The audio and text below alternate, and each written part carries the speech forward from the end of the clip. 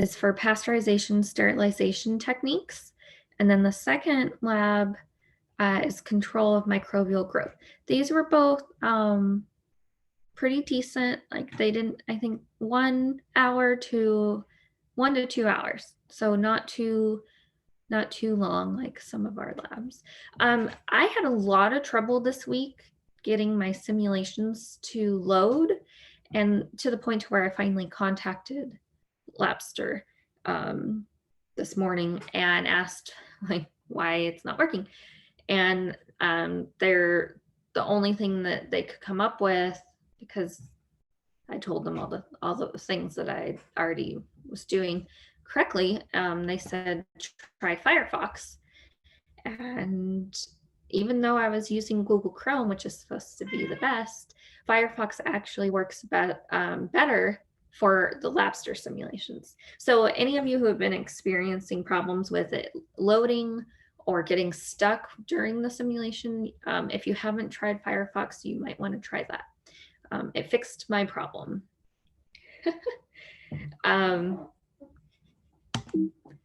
Okay, next. Okay, so when you do the pasteurization and sterilization Labster, you'll see that the goal is to prevent or delay food spoilage. And so if you use pasteurization, you are only going to delay food spoilage, but that can be quite significant, right? So, you get a regular gallon of milk at the grocery store or a pint or whatever. It usually will last for 2 weeks, depending on when you purchase it, I suppose. But usually you have about 2 weeks and then it will be spoiled. Other things like perhaps fruit juice might stay good for a month, right? Like orange juice. And so you always look at the label to see the use by or best by dates, so you know when it's expected to expire. Now, there's always going to be a little bit of wiggle room because they have to factor in transportation when you transport it to the grocery store, when you personally transport it home from the grocery store, and each time you use it, how long do you leave it out of the refrigerator for, and how cold do you keep your refrigerator. So assuming kind of average conditions for the average amount of time to get it home and into the fridge, the average amount of time that it's left out each time it's used. And of course, they want to be a little conservative and make sure that your milk's not going to expire, or whatever product, before the date that they tell you. It's still possible, but it's unlikely.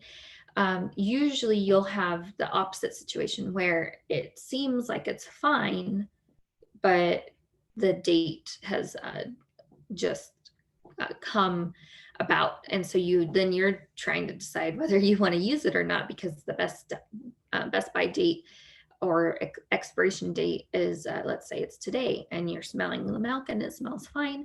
You may decide to use it, or you may decide not to risk it. Now, why is food spoilage important? Okay, no one wants to drink sour milk, right? That's gross. But it turns out that it's not just about the taste or the texture, which are important, but it's primarily about, does the food still have all the nutrition it's supposed to have, and is it safe to consume? If you consume it, is it going to carry a risk of infection or illness, right? And so pasteurization it's going to reduce the total amount of microbes, but most importantly, it's going to kill all of the pathogenic microbes, or just about all, so that you don't have that risk of foodborne disease. Okay. But as you know, eventually, as enough time passes by, microbes will eventually spoil the food. So there's a difference between pathogenic microbes and all the other microbes. And some of these other microbes can still eat your food and spoil your food, but are not necessarily going to harm you. So there's the two components of pasteurization is to delay the food spoilage so that you can actually eat all of your food and not waste it. And then secondly, and perhaps most importantly, is to prevent infection. And you want to take note of the two main pathogens that are targeted by pasteurization. So you'll see that in the theory tab on Labster. And another great reason that pasteurization is so great is that it doesn't change the taste or the texture of your food. So it's a low enough temperature to maintain your food taste and texture. Excuse me. Okay, and there's two main types of pasteurization. LHLT stands for low heat, long time. And HTST stands for high temperature, short time. So that's also something that you'll need to take note of when you go through the simulation, is what is the exact temperature for low temperature, long time. And so actually, let's go ahead and fix that. It's LT, low temperature, long time. There we go. Okay, so LT, low temperature, long amount of time. So what is the temperature and how long does it take? And then high temperature, short time, what's the temperature and how long does it take? Okay. And so those are both pasteurization. And you also want to take note of the types of foods that are pasteurized. Sterilization, on the other hand, will kill all microbes, completely inactivate, kill all microbes. And that's going to take more than 110 degrees Celsius, so higher heat. And because it's such a high heat, it can change the texture and or taste and even the nutritional value of the food. So this is not going to be as commonly used. It'll be a fewer types of foods that this will be used for. Of course, it's the benefit is that you will have a practically never expire, right? Your shelf life will be pretty much indefinite. Like powdered milk is not ever going to expire, right? But how many people want to drink powdered milk? It's not as many, okay? There's a particular type of sterilization technique called UHT, ultra high temperature.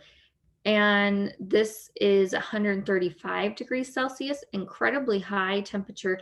However, it's very short. So sometimes people call this like flash pasteurization, and that's tricky because it's not pasteurization. It's a type of sterilization.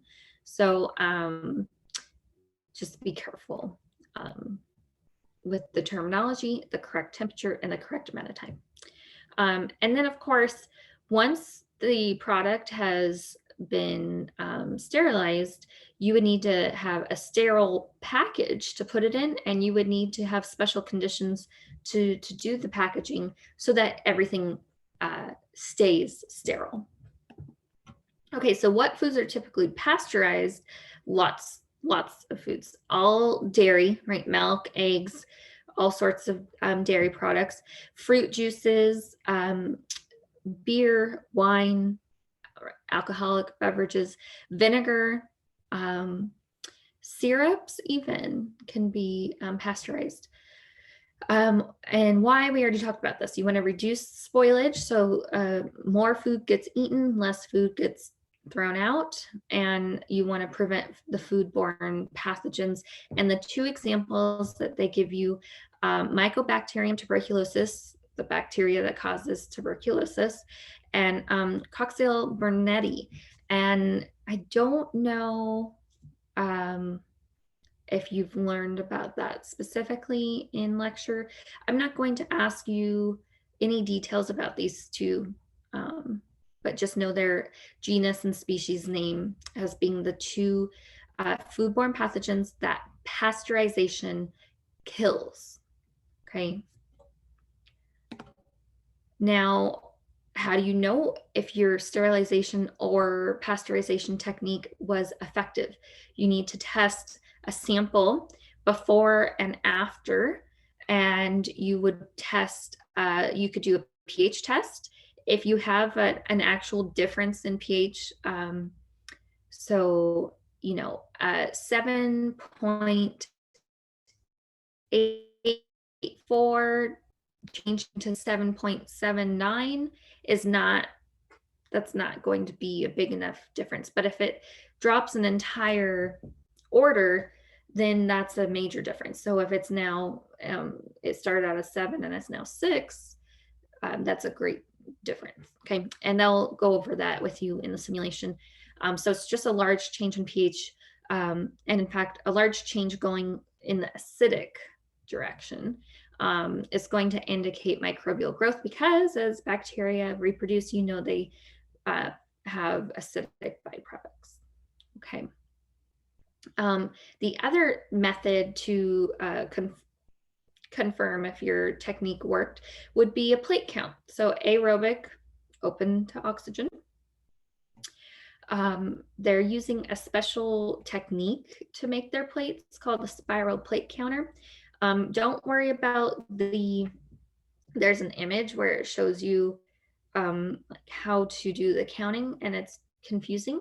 So I'm only going to ask you to remember this, how you calculate the CFUs per mil, is the colonies of you pick a section on the plate, and then the exact opposite section of the plate, and you count those two and you add them together, and then you divide by the mils plated. So it's a little, it's quite different than all the plates we were dealing with last week. Okay, so this is a special technique. And the advantage with the spiral plate counter is that it's doing the work for you, so that you know that you have evenly distributed amount of the food sample on the plate, but it also is diluting it to ensure that you will be able to get countable colonies. We don't have a spiral plate counter in the learning microbiology lab, and so this is not something that that I've ever worked with. I've always done everything by hand for plates. And so that's another reason why I'm not asking you to know too much about the spiral plate counter. More just the idea of it is what you want to know. So I'm not going to give you a picture and ask you to count the colonies. It's too difficult. So just assume that you just need to know this formula, which is colonies of section and the colonies of the opposite section divided by the mils plated. They also didn't really make that obvious, but when you see their example, they use 0.0015 mils. So we're assuming that that's the amount of mils plated for 2 sections. Threshold. Now this is important. So depending on if you did sterilization or pasteurization, you know that you cannot have more than a certain amount of bacteria. Pasteurization is only killing some, whereas sterilization is supposed to kill everything. So your threshold for pasteurization is high. You can have up to 1,000 CFU per mil, which represents having 1,000 bacterial cells per mil. Compared to sterilization, now really you shouldn't have any growth. If it's truly sterile, it'd be 0. But you're allowed to have up to 10 CFU and still meet the requirement for the sterilization sterilization process.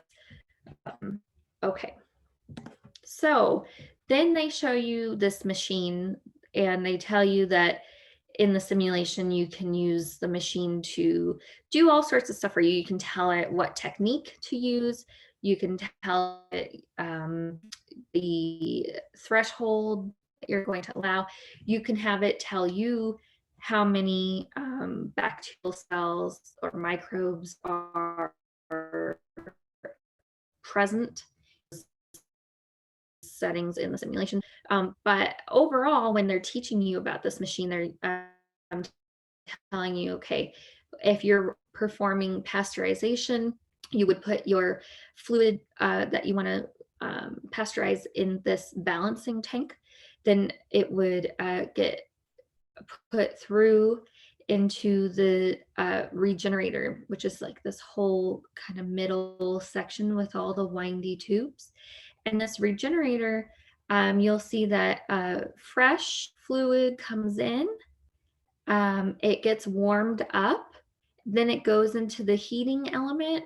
The bright dark red section is hot, boiling hot, super hot water. And then the tube alongside of it is the fluid that you're pasteurizing. So the fluid runs by and picks up heat from that hot water, and it heats it up to whatever the designated temperature is, depending on which technique you're using. And then once it has flowed enough to get to that temperature, then it goes into this diversion pump will help determine the path it takes. But basically, it's going to go back into the regenerator in the first section where it can be used to heat up the next batch of new unpasteurized fluid.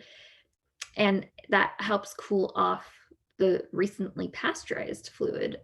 And then if it needs to be further cooled, it can be further cooled down. And then it goes into the storage tank until you package it.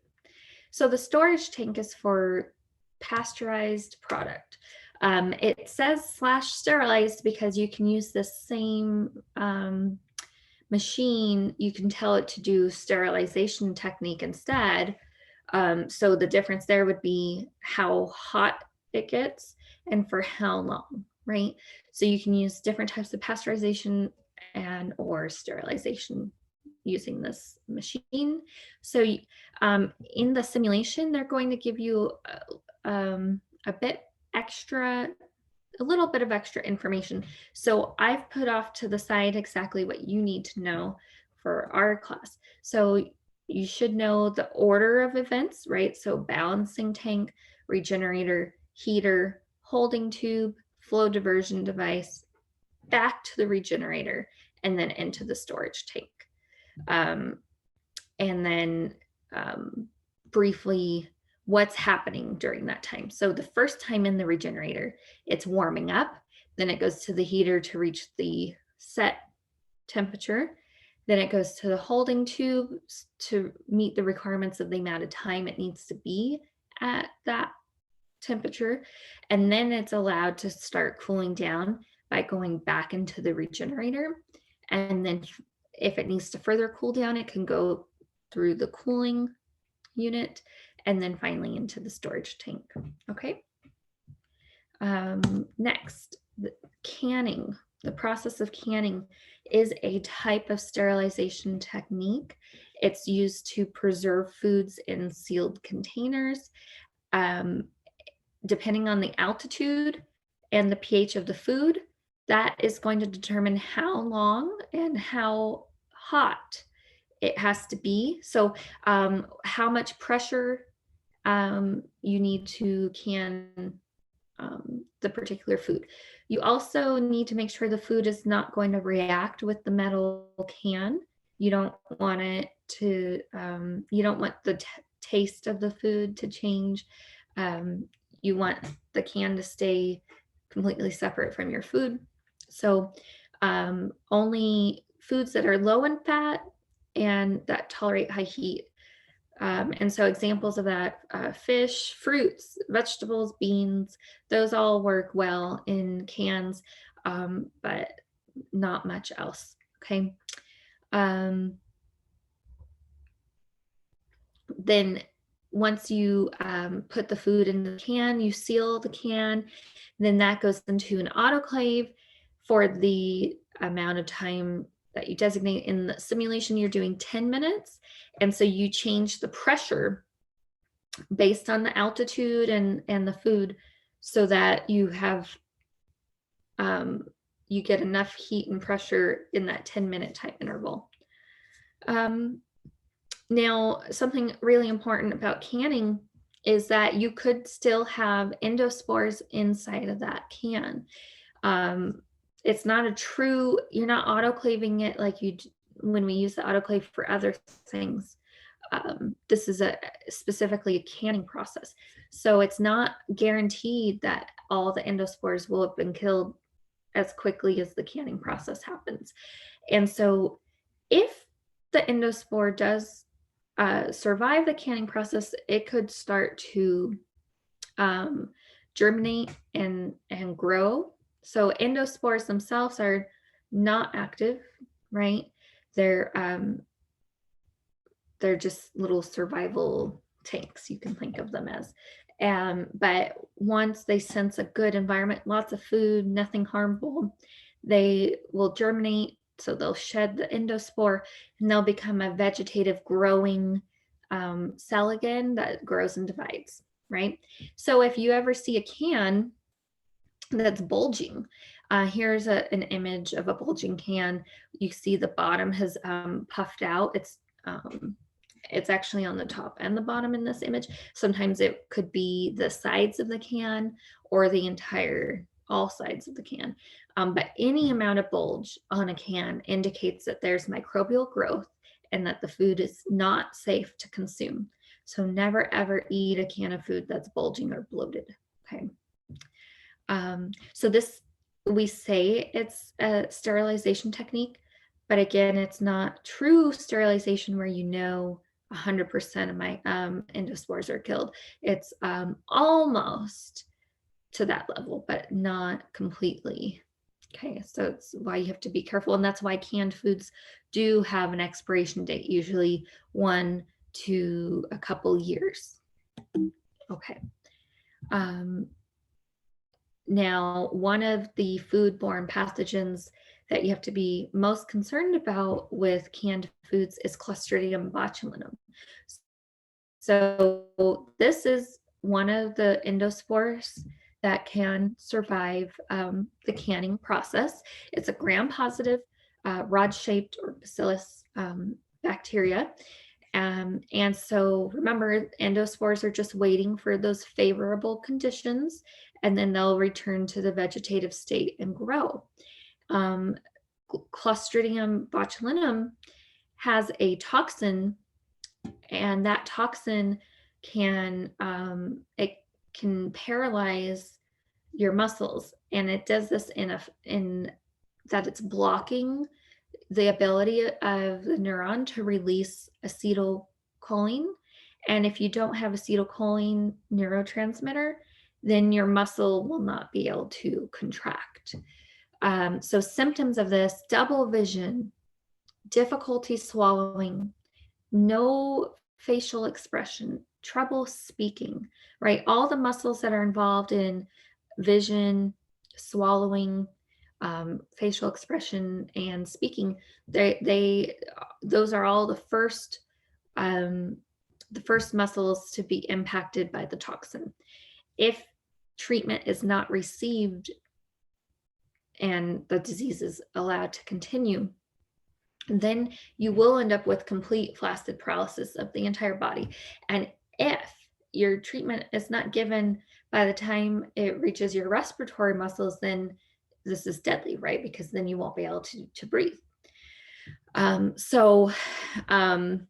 We do have we have an antitoxin that can help. So if someone does get they do develop some of these symptoms, they go to the hospital, they would be monitored very closely to make sure that it doesn't affect their breathing, and they would be given the antitoxin to take up any toxin that's still in circulation that hasn't bound to the synapses yet. And then, of course, they'd be ready to put them on artificial respirator in case the respiratory muscles do get impacted.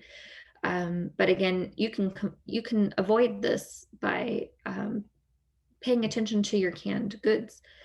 Now, a little bit of detail about how this flaccid paralysis works. So I told you it will prevent muscle contraction, and because it will block the release of acetylcholine.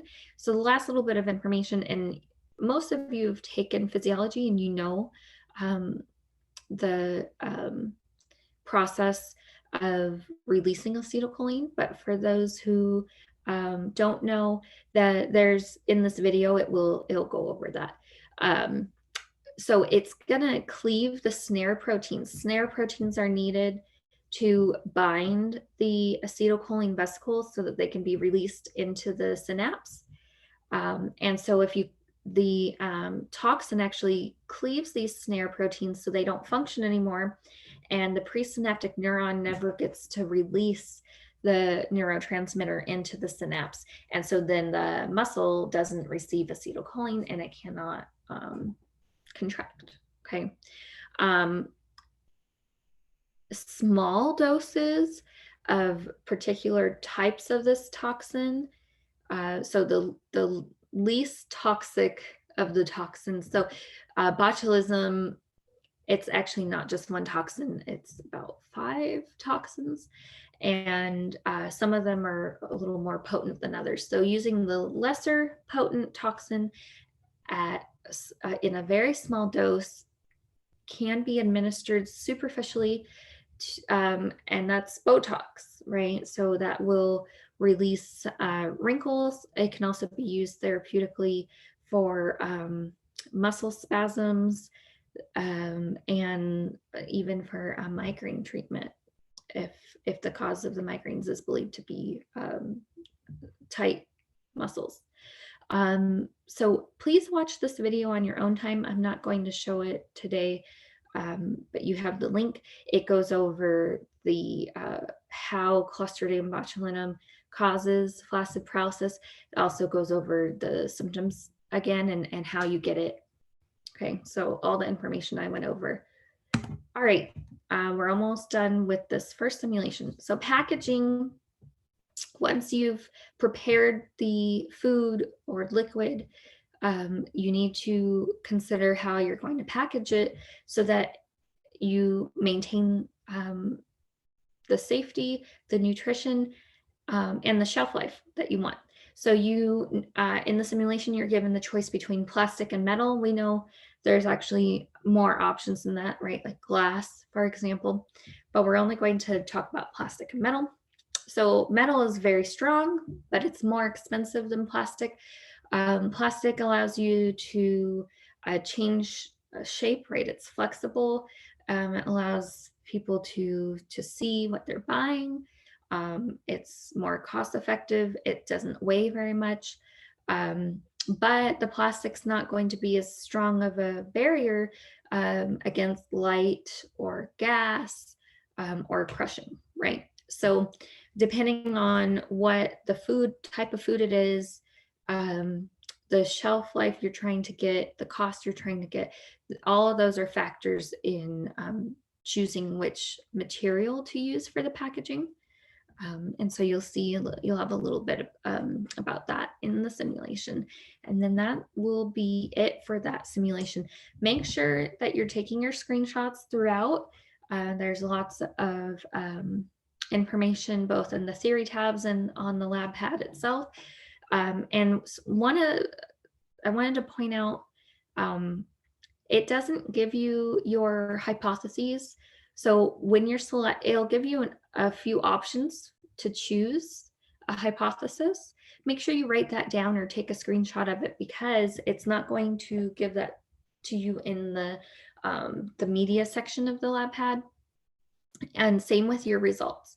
Make sure you handwrite your results in addition to screenshots, because there will not be any report for you to get that information again. You need to do this for 2 sets of experiments, the pH and the spiral plate count. Okay, so microbial growth, Labster.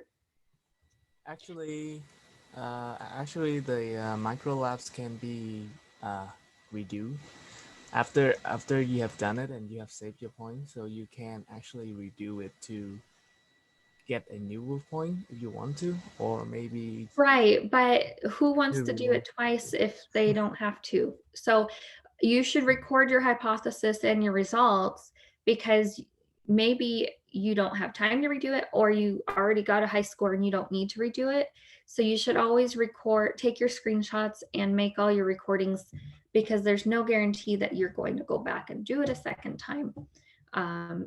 Personally, you might have already decided that that is what you're going to do, but not everybody does. So and most images in the Labster, when they show you an image, it's usually made available in the little media tab. But I noticed for the results and the hypotheses in this Labster, it didn't make that available to you. So if you don't record it or take a picture of it as you go, you would have to repeat the whole thing again to be able to get it. So just trying to save you guys some hassle. Okay, so now moving on to the control of microbial growth lab, you're still dealing with the term sterilization, and you need to differentiate that from disinfectant and antiseptic. So sterilization, remember, always means complete killing of all microbes. Disinfectant may or may not kill everything. So we say that it will remove or inactivate most microbes.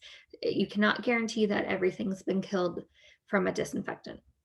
Antiseptics, same thing, but the difference here is that now you have a chemical that is safe to use on tissue. This could be a mouthwash. This could be a topical ointment, right? And it's safe for the tissue, right? Antiseptic, okay? And so we say that it greatly reduces the amount of microbes on the tissue, okay? Now, other compounds that you might take orally, right, systemically, antibiotic drugs, antifungal, antihelminth, and antiviral. So, of course, you probably already know helminths are parasitic worms, right? Antiviral is going to inhibit some part of the viral reproduction cycle of a virus. Antifungal is going to kill or inhibit fungal growth, and an antibiotic is going to either inhibit or kill bacteria. Okay, you will have one antifungal, one anti-helminth, and one antiviral that you need to know the name and the mode of action. And for antibiotics, you'll have 2 examples. Okay. You are going to help a dentist decide how to decontaminate a couple of items. And so the first step into determining the proper decontamination technique is to categorize the object. And so you use the Spalding classification to determine if it's critical, semi-critical, or non-critical. Non-critical, let's start with the non-critical. This is an object that's never going to come in contact with a patient's mucous membrane. So eyes, nose, mouth, not being touched, okay? And if it does come in contact with their skin, the skin's intact, no open wounds, no tissue penetration, okay? So non-critical objects carry a low risk of infection because even if the non-critical item is contaminated, it should not be coming in contact with a person in a way that could result in an infection, okay? Now, if their skin touches it and then they cut themselves, then there's a risk, right? But that cut was not there to begin with. And so that's why it's considered non-critical. So it's really important that you understand that non-critical is not going to come into contact with a mucous membrane. And it's also, if it comes into contact with skin, the skin is intact. Okay. Semi-critical, you can have an object come in contact with the mucous membrane and intact skin. So you're not penetrating tissue, but you might be working inside of their mouth like a dentist works inside of the mouth, right? Same thing, you might come in contact with the eye or the nose. Each of these categories they give examples in the theory tab. So you might want to write down the examples to help you make sure you remember it correctly. And then a critical object is something that's actually going to penetrate their skin. So you think of something like an IV catheter, right? Is a good example. They give the example of like a bone saw, which is quite extreme, but is also a critical object. But the most obvious critical object would be like an IV catheter or a urinary catheter. So anything that's going to come in contact with a patient's tissue where that tissue would normally be sterile. So blood should always be sterile. Internal organs should be sterile, right? And so you would want to make sure that if you're working on any of those regions on a patient, that everything is completely sterile. Okay. Both critical and semi-critical objects carry risk of infection. So you want to sterilize those objects. Semi-critical does have a lower level allowed. You can do what we call a high level disinfectant, which is almost sterile, but it's highly recommended that you go ahead and reach complete sterilization. Okay, now remember, disinfectants, not only do they kill microbes and harm microbes, but they can also harm our own skin. It might be also something that you need to be careful not to breathe in, right? Something to be careful that doesn't touch your mucous membranes. And also you need to consider the material. Is it corrosive? If it's a corrosive disinfectant, then you don't want to use it on anything that's metal, so on and so forth. Okay, so when you're using a disinfectant, you have to make sure to choose the correct one for the material that you're using it on, and that you use it in the correct way, that you protect yourself and anyone who might come in contact with that material later. Drugs, on the other hand, and antiseptics are designed to be safe on the skin and to the individual. And so we say that they have selective toxicity. They are toxic to the microbe and not to us, the host. Okay. You still have to be careful that you choose the correct drug because some drugs work on gram negative, some work on gram positive. And of course, then when you get outside the world of bacteria, if you have a fungus, helminth, right, you need to make sure you have the correct drug for this specific type of infection. And again, the target of the drug is unique to the type of microbe causing the infection. And that's why it harms the microbe and not us. You're going to choose some part of the microbe cell that we don't have so that the drug will target the microbe and not us. Okay. This is an image of the different decontamination techniques in the lab, in the Labster lab. And so they're going to tell you what a biological detergent is. So make sure you have the screenshot or you write down notes for the description of a biological detergent and specifically how does it kill or inactivate microbes.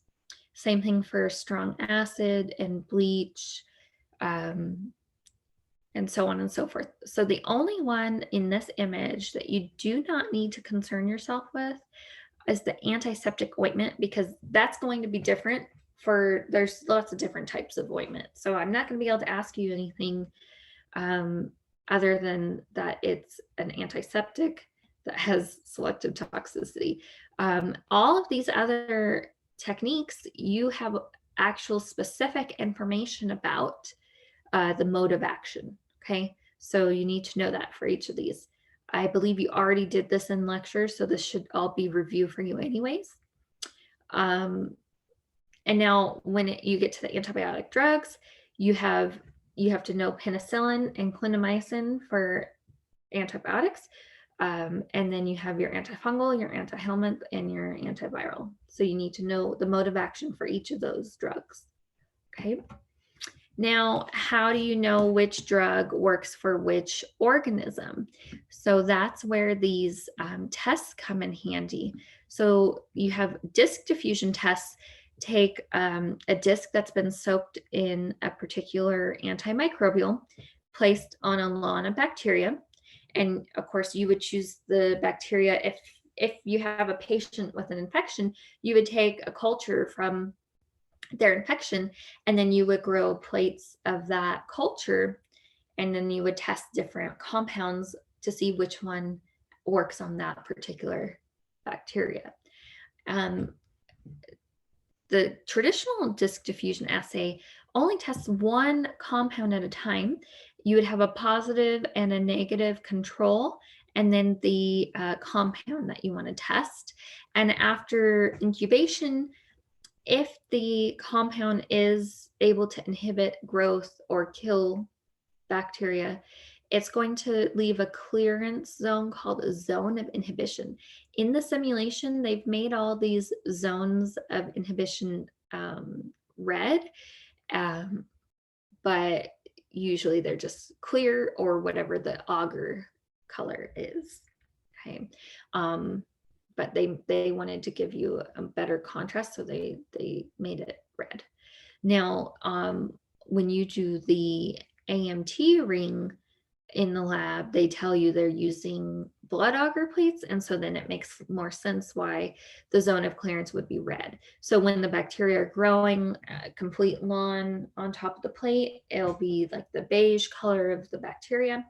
And then when you get the zone of inhibition, it'll be red because that's the color of the agar. I personally have only ever used a normal agar for these disc diffusion tests.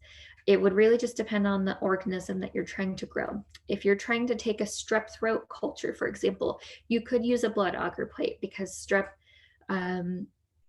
it will utilize blood. It will lyse open blood cells.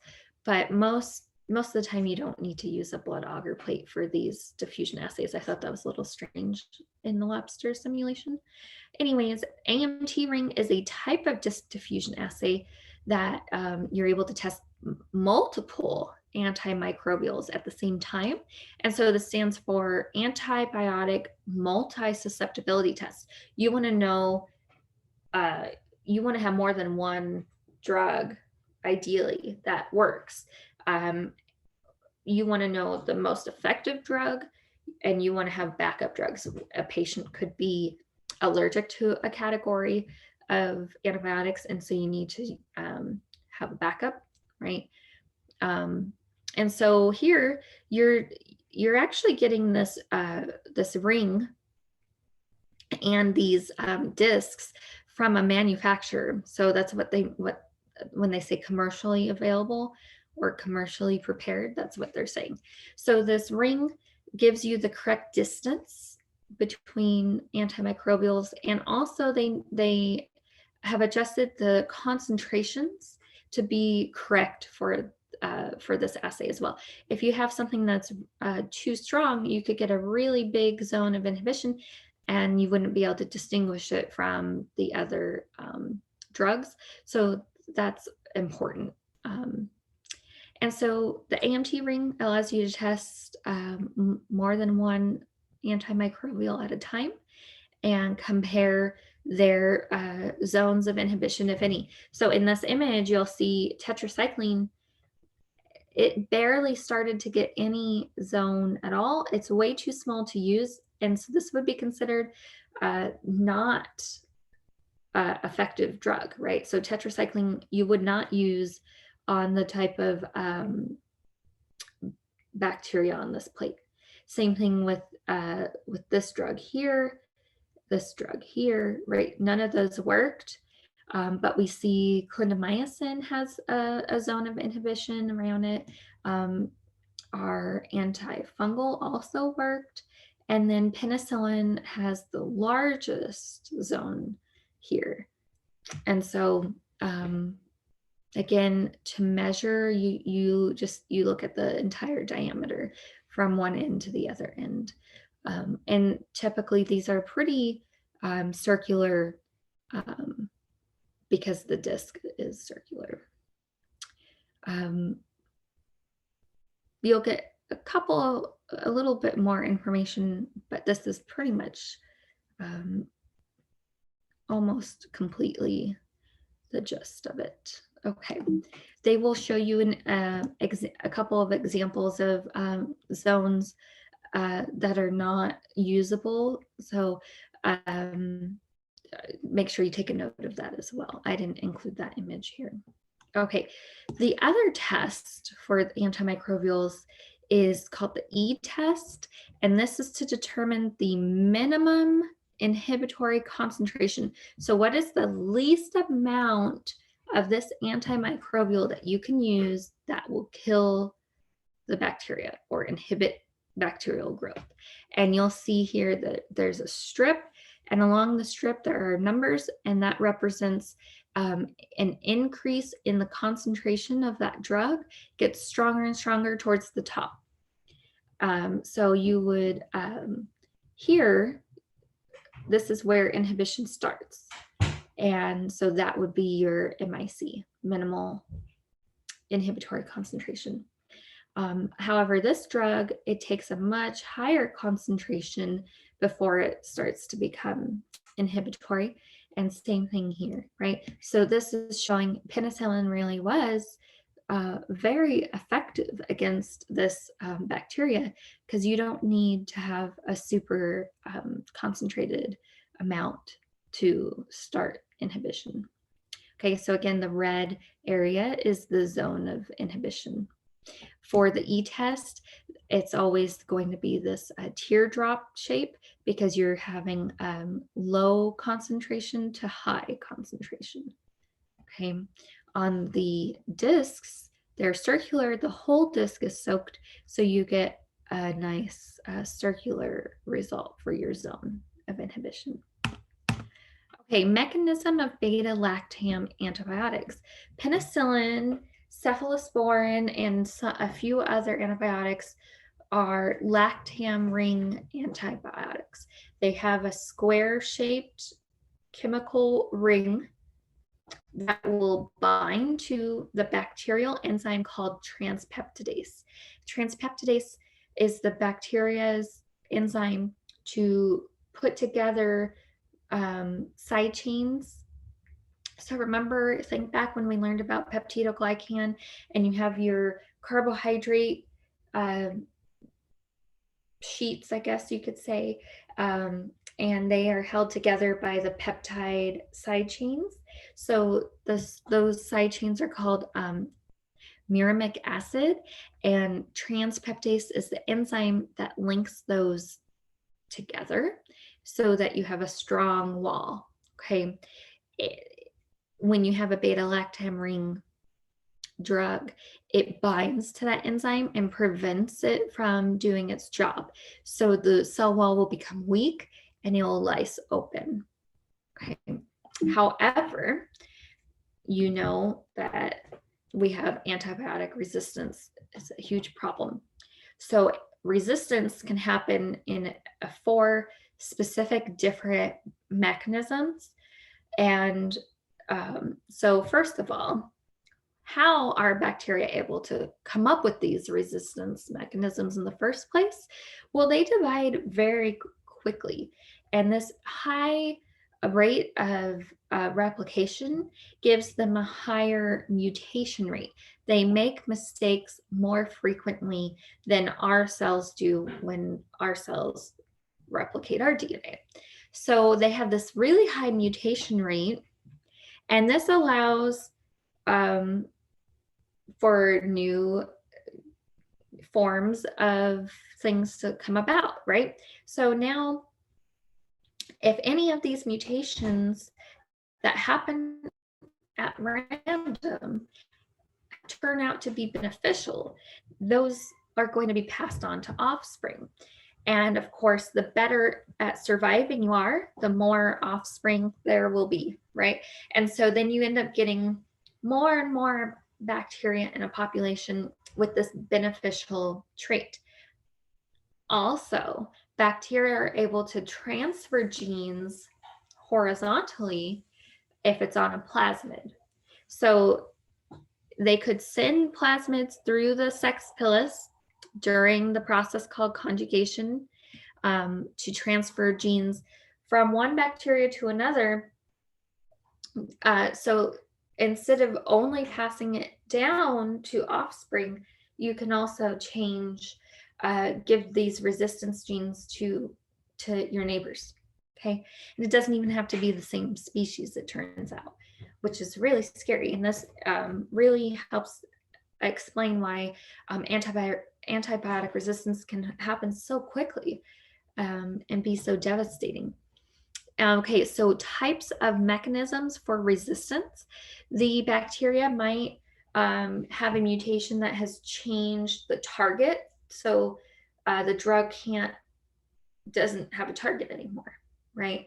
It could have also changed the cell's permeability, so the drug cannot get in, or it doesn't get in very, very easily.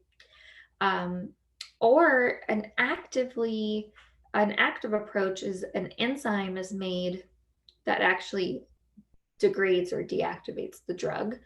And then the fourth option is this pump that we call a rapid efflux pump, that as soon as the drug gets into the cell spits it right back out, pumps it right back